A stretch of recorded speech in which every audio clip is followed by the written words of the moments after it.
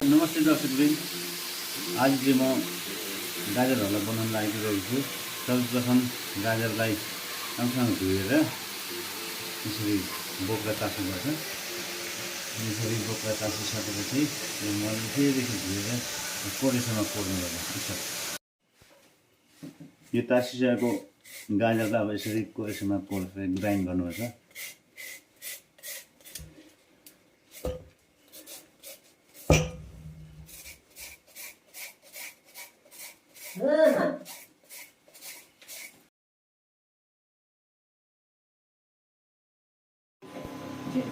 गाजर त ग्राइन्ड गरिसकेपछि चुल्हामा ग्यासमा इन्डक्सनमा फ्राइङ प्यान बसाएर अनि यसमा अलिकति घिउ हाल्नुपर्छ।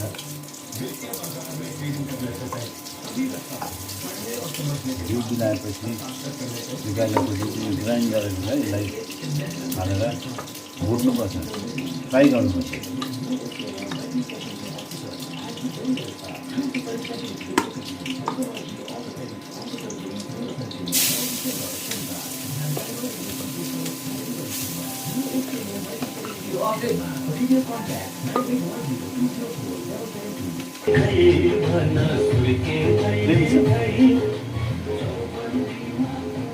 फ्लेम सानो बनाएर यसलाई मजाले फ्राई गर्नुपर्छ।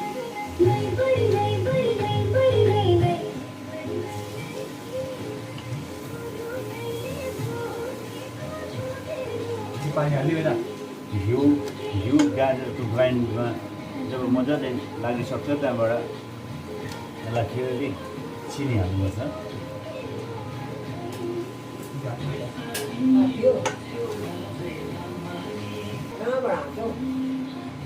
एकपल्ट मजाले थरली यो चलाएपछि चाहिँ चिनी हालिदिनुपर्छ।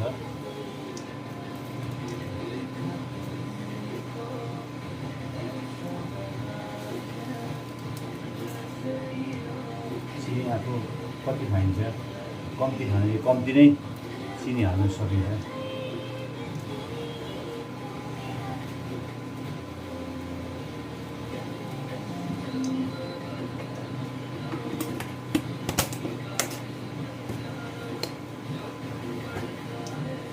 चिनी हालेर एकपल्ट चलाएर यसलाई छोपिदिनुपर्छ।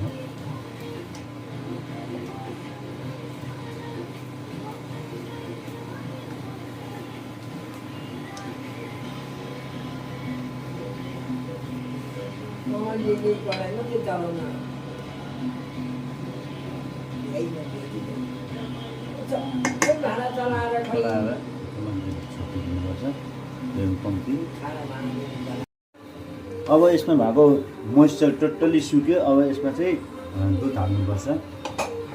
दुध हालेर फेरि मजाले एकछिन पकाउनुपर्छ। अनि त्यहाँदेखि यसको पाक्ने काम सकिन्छ। त्यहाँदेखि ड्राई फ्रुट्स के छ त्यो चाहिँ हाल्नुपर्छ। त्यो मैले रेडी गर्दैछु।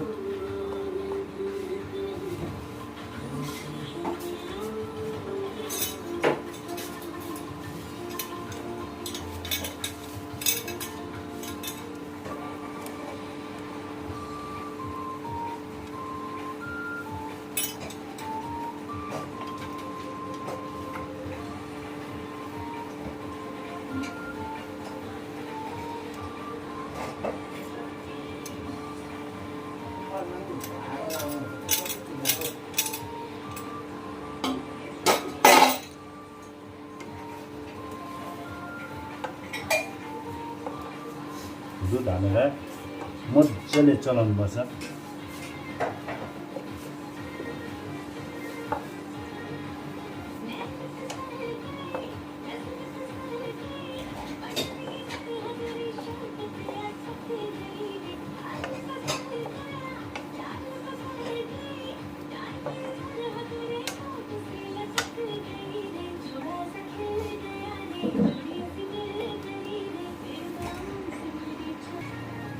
एकपल्ट थपली चलाएपछि फेरि यसलाई केही बेर छोपिदिनुपर्छ।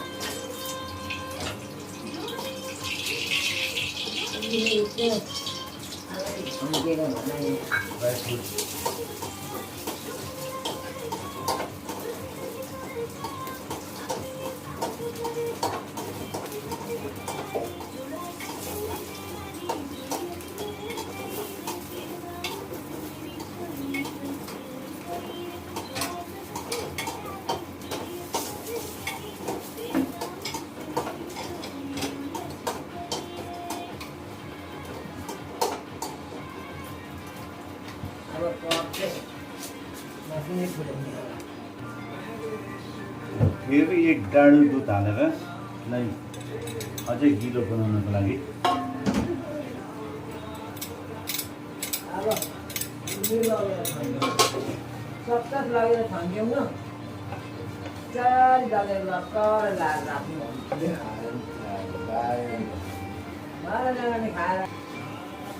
दुध मजाले सुकुन्जेल पकायो भने अझै मजाले लुपुक्कै हुन्छ।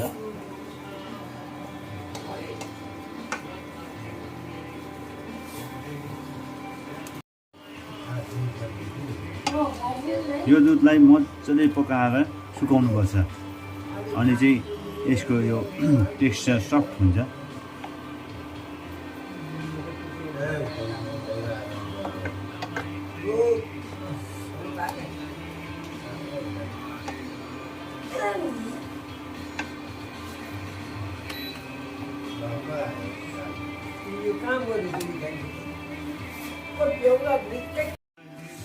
अब हलुवा अलमोस्ट रेडी भइसक्यो।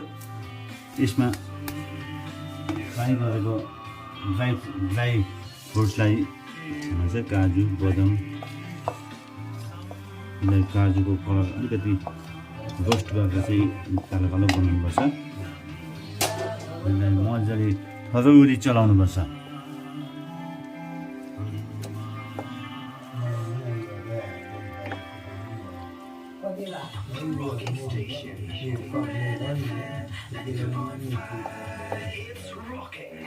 हमारी फर्स्ट एनिवर्सरी के लिए मैंने कुछ स्पेशल सोचा है। चलो एक 2 व्हीलर खरीद लेते हैं दोनों मिलके। अब गाजर हलवा रेडी भइसक्यो। यसरी घरमा सजिलैसँग गाजरलाई हलवा बनाउन सकिन्छ।